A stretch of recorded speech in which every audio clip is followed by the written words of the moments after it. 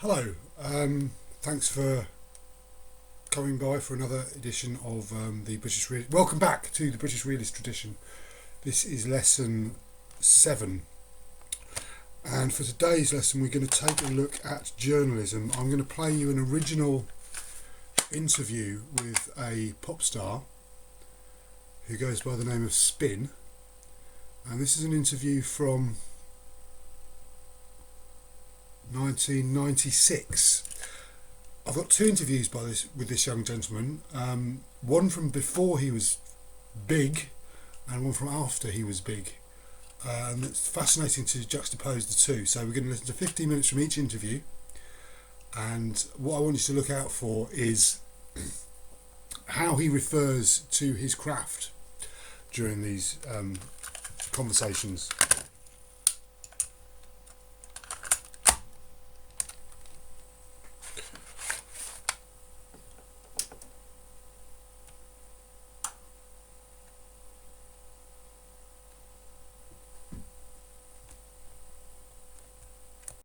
Weird that Crispin plays the guitar and sings and Dee plays the drums, but we also now have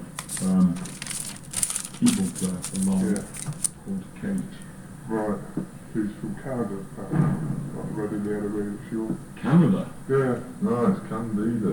Oh, right. Yeah, Candida look Oh, right.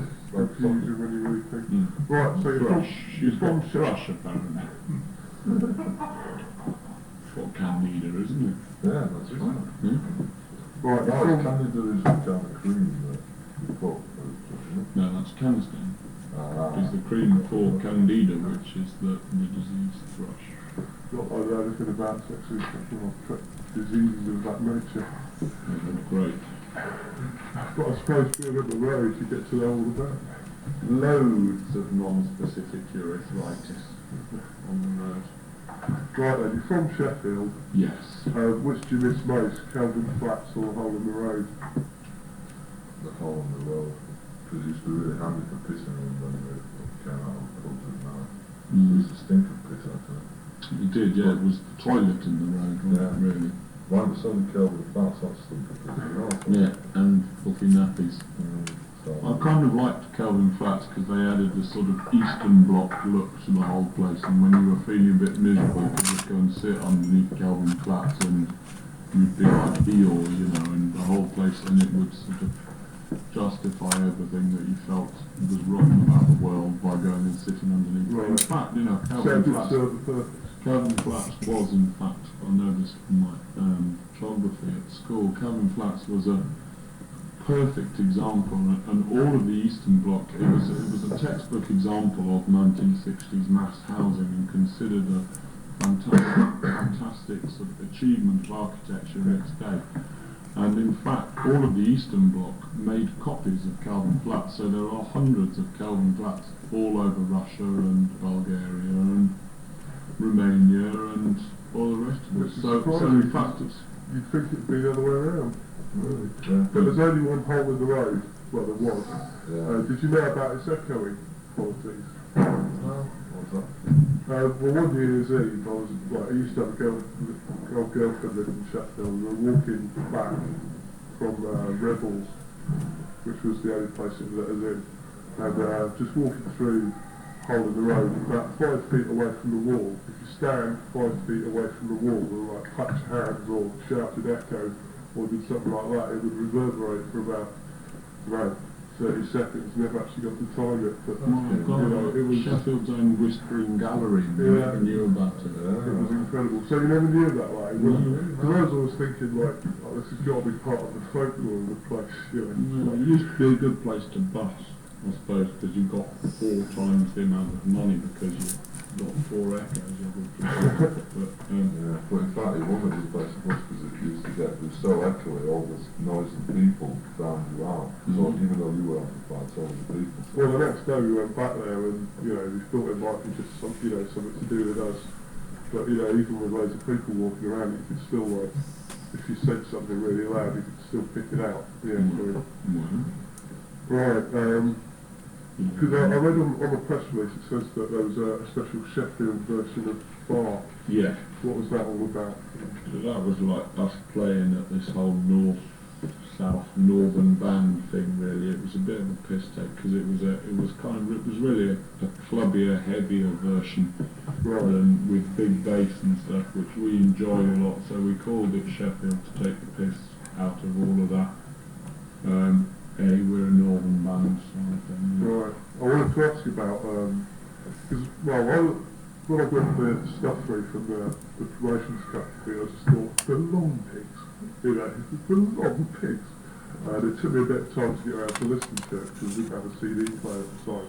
But when I was listening to it, I listened to I've got the 5 tracks sample thing, and turned the radio on straight afterwards, and it was Lush, one of the new Lush singles, and I just thought, you've got one band that are obviously giving it their all, and another band who are just like writing a formula, which is where you started talking about the north-south divide kind of thing. So how much is it like where you're from? How much of it is where you've been, and how much of it is where you hope you're going to go to? Because obviously Lush just want to go down the pub and get pissed and stuff. Oh, yeah, we do as well. Yeah, but Yeah, I don't know. I mean, it's kind of. I think if you go out, the difference is, I think, if you live in London, you can spend all your time swanning around, patting each other on the back in pop groups. And if you come from a place like Sheffield, there's nothing. You can't do what Rage and the Machine do, which is write songs about riots and guns on the street, because the most there is the occasional fight on a Friday night and crisp packets on the street in Sheffield. So it forces you to use your imagination more, which means that Sheffield is now developing a kind of tradition for very weird pop music, and I think that's because if you're forced to use your imagination, most people when they go inside themselves come out pretty damn weird, So that, in that sense, it does, and it gives you a passion. I think the North's always been the more. Yeah, the North has always been a more genuine place than the South. I think, it has less bullshit surrounding it, and it doesn't pander as much to sort of whims and fashions and stuff like that. So you're forced to do your own thing, which I think is good. But also, Lush are all right. They've done some all right stuff in their time, but they're not a very good band, and we are. So. Well, it's just the recent stuff, that really. Well, it is the same from just like Sheffield's kind of. It seems like a lot of bands from Sheffield take quite a while to actually get any recognition as well. Whereas like Lush and that, they're kind of knocking around the club, just the same knocking around with good mixer and stuff and playing around with the weather. Yeah. And out in Sheffield you kind of get a bit ignored until you kind of, but in some ways it's quite good because it gives you time to actually develop the sound you're after. And so by the time you do actually get any attention, you're actually quite ready for it, Whereas I think Lush are a bit confused between the sort of shoegazing and pop ethic. Yeah. Start talking about. You've upset us now with all that. The long pigs business. Well, to be honest, but since then, best new band of the year, definitely. I know it's not necessarily this year, but it's just the effort that you put in. You seem to be putting in some effort, and then other people. Well, it's genuine. I mean, it's not bullshit music. Yeah. It's got soul, Definitely, So Oasis has got soul, and various other things have got soul. But there's a lot of stuff, putting in some kind of passion and stuff has been deemed uncool in the past few years, mostly because most people are kind of incapable of singing with any passion or doing anything with any passion, so they've toned it down and done it really boringly, and that's considered cool, just to stand there. It's like this rubber from the shoegazing thing where people just stood there and did absolutely fuck all. I don't see them. I paid to go and see a few of those bands, and I thought it was a complete waste of money because you might they can't fucking redo it live, and you know, you might as well go home and listen to the record, and the records are fucking miserable in any case. And in fact as well, I think that, I mean, you know, NME sort of champions shit as well. It's Yeah. like, if it's shit, they think it's good to like shit, you know what I mean? And they think they're having a good laugh, because they're so hit that they can like shit. I mean, we just like, don't really get the joke, you know what I mean? Don't apply like New Roman and what it is, just a load of bollocks. Right, you're speaking about Sheffield again there, so you could have a pulp story, right, have you got any good pulp stories? Loads, but we've also got an agreement with Pulp that we don't spill any beans on them, but they don't spill any beans on us, so we won't carry on with that. Fair enough. Right, and you're talking about fashion as well. The lyrics in She Said about not having any perfume which makes you smell like yourself. What badges would you make? Or, well, because I can't find a badge, well, I've never found an X-ray specs badge. Right, so I had to make one myself. What badges would you make yourself, and what t-shirts would you make? You do. I want To make you smell like yourself, if you like. Right, I want a Radion t-shirt. A Radion t-shirt is the first thing. I'd also like a Linda McCartney fan club badge. Yeah. Because you can't get Linda McCartney fan club badges. In fact, there isn't a Linda McCartney fan club, which there should be. And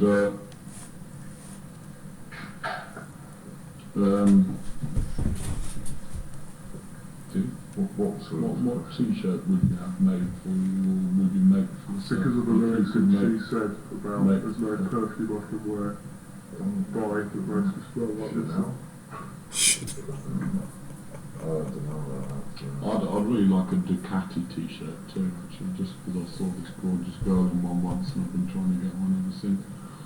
But I'd also t-shirt one I You have. have to make it yourself, remember, it can't just be something which you could buy. Yeah, no, of course, yeah.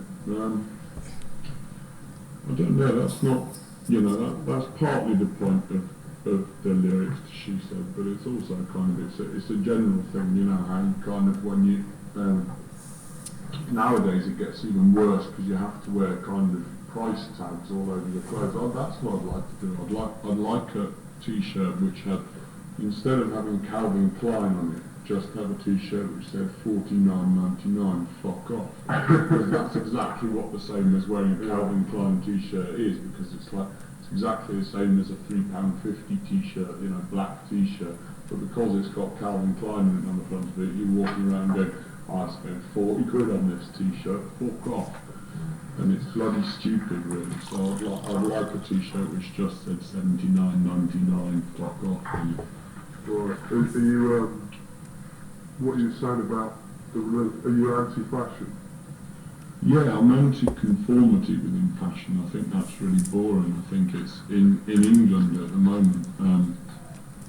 You know, it's all about golden underwear and stuff like that, and I don't think it's got much passion behind it. All the old fashions when they started out, like original mods and original punks and things, they had real passion behind it and had a reason for doing it. Now it's all about, oh, look at my golden underpants and aren't they fancy? And you know, the whole, I mean, She Said like half of it is about, you know, oh, I can't stand it, I can't find the clothes I want to wear, I can't, you know, there's no perfume that makes me smell like I feel I am as a person, and it's like alienation. Then the other half of it is about the real joy in that, you know, it's about a confusion about, sometimes you think it's absolutely fantastic when you actually do find a pair of Levi's that fit perfectly, you know, and you go, hey man, I've got this pair of Levi's that fit perfectly, and this new fashionable top, and you can go out and feel brilliant in it, and then the next day you wake up and you can't quite squeeze into that skinny good t-shirt, and you see people, you know, down in discos that are forcing themselves into clothes that they just really shouldn't be wearing because you know, and then you go down to London and you meet loads of these people who look absolutely fantastic, but they really don't live up to their clothes. You know, you try and speak to them and they've got fuck all to say except for the fact that my t-shirt cost me $49.99. So it's all about all of that. Okay, I'm going to switch it over. I'll leave you with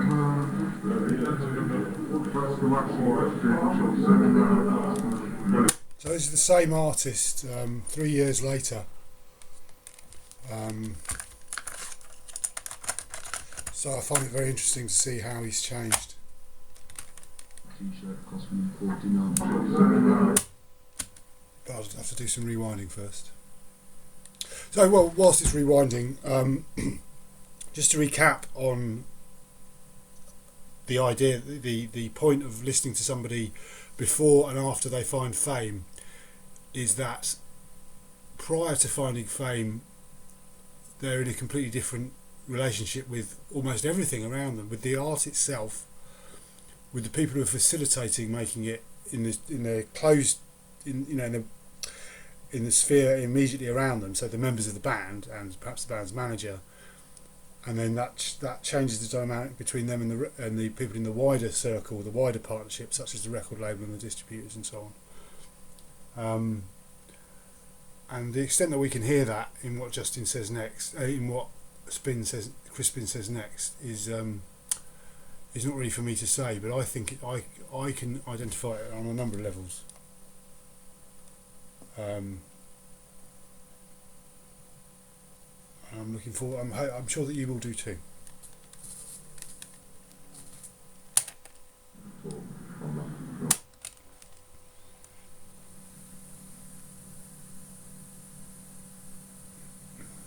So as the leader tape goes in, this is Crispin Hunt from the Long Pegs being interviewed on the 5th of November 1999, Wolverhampton. So that's, well, I know Matt House. Have you seen it recently? No, I haven't seen it. We sort of travel with them actually. I heard that a girlfriend had taken over the t-shirt business. No. Some t-shirt people have taken over the t-shirt business. They just don't. They weren't really up to it. Not kind of maliciously inadequate, but sort of couldn't really. Right, well, when you do hit the big prize, Yeah. as you did, then obviously, it's got to be professional. But I heard that they were still living in Sheffield. And I don't know, bought a actually. van. I don't know. Last time I heard from Matt, he bought a van and was like, man is there. Right. I don't know. I I haven't seen him in ages actually. We saw Dell came to Southampton University, but he didn't come back. Sounds like he's back down south. Say hello, yeah. So anyway, so you still live in Sheffield, obviously. No, I live in London actually. Oh, My right. band live in Sheffield, but I kind of commute from London Right. because I can't stand Sheffield any longer. Well, that's the end of that one then. Right, when we last spoke, I gave you my interpretation of the song, which was Far, which is, was a big song for me, which I first liked it for. And you seemed to respond to it directly later on stage. Sort of like I was saying what I thought it was about, and then on stage you told me what it was about. And then later on stage when you introduced it, you said, it's about this. So I was wondering, when you're performing, what is affecting your performance that's happened earlier in the day? Everything does really. It's just a lot of the things that I say in between are just the first thing that pops into my head, and sometimes they're good and sometimes they're not really. But I can't stand this.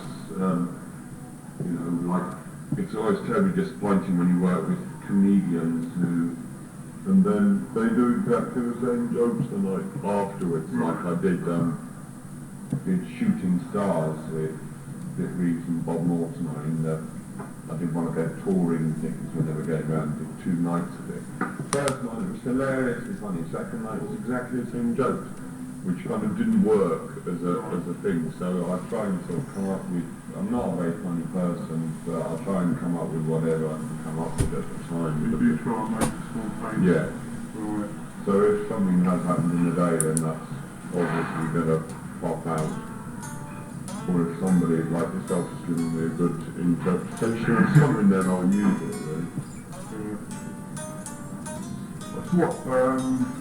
When does anything like that affect your recording? Like, So you've written a song which is about a certain thing, but then on the day you've got to record it, something else has happened. Yeah, it matters hugely whatever mood you're in when you're recording. I mean, you have to sort of attempt to get back to the original idea of what you have to sort of try and remember what the original emotion was about. But it does affect you. You know, I don't know on what level. If you've eaten too much, it'll probably be a soporific performance. But yeah, it does. Every Talking day. about the recording now. Yeah, every day kind of has an effect on how you play and what you say. Yeah. So, but I think in the studio, things just come out as what they are. You know, things come. You can't really. You always have an idea of what they should be before you start recording them, and they never come out sounding like that. So you have to throw caution to the wind and let them be what they become. Right. So it's been, you know, you've been off into a whatever and let it live its own course. Right. So, because what I'm trying to get at here is because obviously your voice is a big thing about the long thing. It's one of the most striking things about the long thing. I was wondering about how many takes you go through and how sometimes loads actually. No, I don't do any rituals, but sometimes I go through loads. Sometimes I don't get it for ages, and sometimes you can walk in and sing it 2 or 3 times and then that's it, and you know you've got it. Sometimes you go, okay, no, that was it, that was fine. Other times, I mean, on the recording of this record, there's a couple of things that I recorded lots. I actually did about sort of 30 or 40 different takes, you know, and just kind of there going, this isn't right today, so I have to go back in and do it again tomorrow. It's not right. Me and the producers, really. Right. But it's usually me. The producer usually going, it's fine, and I'm going, no, it's not, it's wrong. So you do sometimes yeah, it can take quite a long time. But we're not supposed to talk about recording. That's supposed to be a secret. Everyone's supposed to think you swan in and do it instantly. But that is what, you know, I'm asking about your voice because that is the striking thing about the long thing. Yeah. Well, sometimes you sing well and sometimes you don't as well. You know, kind of I get quite. Some days you think about it too much. You can't really. It's difficult singing when you're thinking about it. You should never think about singing. You should just sing as if you're, you know, on top of a minaret, just shouting it out. Really, you shouldn't. But sometimes you're aware of it. The emotions which have powered the original song. No, you must do. Yeah, you must be aware of those emotions. But you shouldn't be aware of how it's sounding. You shouldn't listen to yourself really as a singer. You should just sing it how you think. And then sometimes I get too self-conscious when I'm singing, and that's never a good thing. Do you have other people in the studio? Do you clear the studio or? Yeah, pretty much. I mean, it's usually just me and the producers or whoever. On the last record it was just Kev when I was sitting in, and other times you do it when there's a whole band in, you know, and you just go, okay, I'll go for a performance now, and then you do that. And but it depends. I do have to kind of, on certain songs you have to sort of wind yourself up onto the right phrase to get there, and I sort of stomp around the recording studio going, okay, I'm in the right mood for this now, and then get down to it. I did some of it in this where I just locked myself in a little room with an ADAT machine and did kind of 8 takes on my own, and then you know, for sort of 3 or 4 hours I had to do sort of 8 takes on my own, and then bring them into the producers and say, who's any good? You know, and then I'll listen to them, and if they were good, then we'd keep them, if they weren't, then we wouldn't. But I do have to sort of work yourself up into the frame and get into the kind of, because the only thing that's interesting is the truth, really. So if you're lying, or if you're not feeling like you're singing the truth, then it comes across. So you have to get down to a point where you're actually you believe what you're talking about. Yeah, which does come across. You know, I mean, I haven't actually heard I've been listening to the radio trying to pick up the new single and the last single, but I haven't heard it, and I wasn't able to get a copy of the album of the promotion people. So tonight will be the first time I've listened to the new song. But And they different to the old ones. yeah, It's kind of the old one was the sort of mosh pit record, whereas this one is more of a kind of smooch pit record. It's more. It's like if the old one was to put on loud when you were going out for getting ready to go out for a big This one is kind of this one's when you come home from a successful Friday night, snog the person that you wanted to snog, have a spliff and feeling quite good, and then you put this on. right. So have you got any anecdotes from particular vocal sessions about those things that I was talking about being in the right frame of mind and working yourself up to record a song? There's one where I kind of just really couldn't get it for a while, and told everyone, just I said, look, okay, I've got to go for a big walk, and it's about 3 o'clock in the afternoon. I said I'm going to go for a walk and get myself in the right frame of mind to sing it, and went out walking, went to a pub, went to a nightclub, stayed out all night, came back in at 12 o'clock the next morning, and they were all still sat there going, where the fuck have you been? And then walked in and kind of sang it really well. Just did sort of 2 or 3 takes of it and did it. But apart from that, it's not all glamour. It's not.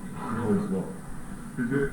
Do you ever mix, like do a verse will be from one take and a chorus will be from You can do that. you allow yourself to do that? It doesn't have to be all kind of in one thing. It doesn't have to be. I don't mind that. But I mean, usually, I don't do. A lot of people do the kind of okay, we'll get this line right and then get this. What you call it. I just kind of sing the whole thing through until I feel like I've got it, and then one verse will be a bit better than the next verse, or I'll know that I've got that verse right on the last take. So, Alright. And do you know that when you sort of feel it, you can tell when you've done it well. Alright, yeah. Do you look after your voice, and did you have singing lessons? No, not at all, and no, not at all. I smoke about 60 bags a day,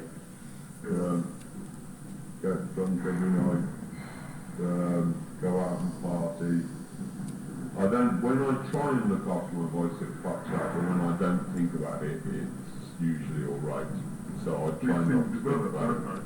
Yeah, you get better. I did go for singing lessons, actually. I had 3 singing lessons with some horrible Yorkshire bloke, who kind of punched me in the stomach and got stung in the stomach, and then so I never went back for it. Right. But didn't do much good. What stage was that? Was that years ago? That was years ago. That was about when I was playing. When you were wanting it? Yeah, when I was wanting it. Right. Did you ever, with your voice is very emotive and powerful, and you've got a lot of charisma. Did you ever consider a career in politics? No, not yet. Give a very good speech. Not yet. No, I quite like to have a career in politics. Politics are all, no matter how, from my experience, my stepdad's in politics, and from my experience, how quickly you go, however true you are to your beliefs when you go into politics, the politics with a small p of politics, I couldn't stand. I can't. It's like a bloody, it's like going back to school or something. It's all petty kind of, there are bullies and committees and people like that. The whips will come up to you and sort of say, you shouldn't be doing that, show you won't like it, and so I don't think I could actually quite handle it. I think you can have a stronger effect. I've sort of, rather than politics, have chosen that the arts is always kind of more political for me. You can have a stronger effect, really. Less direct, you can't make laws, but you can change people's minds better via art than you can, or by pop music, you know, than you can by politics, it strikes me, because nobody trusts a politician, and I don't think they should either. Right, fair enough.